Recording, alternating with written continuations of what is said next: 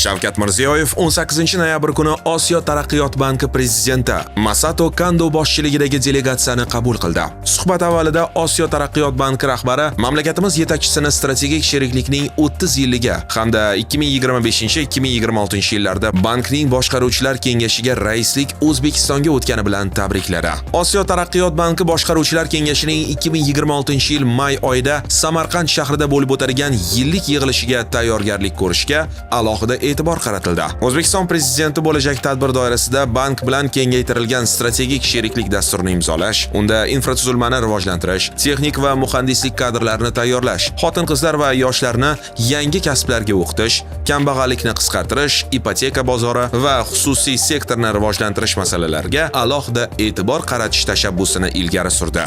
Osiyo taraqqiyot banki prezidenti Masato Kando mamlakatimizdagi keng ko'lamli yangilanishlar natijalarini yuksak baholadi hamda yangi O'zbekistonda ortga qaytmas tus olgan islohotlar dasturini amalga oshirishga har tomonlama ko'maklashishga tayyorligini bildirdi.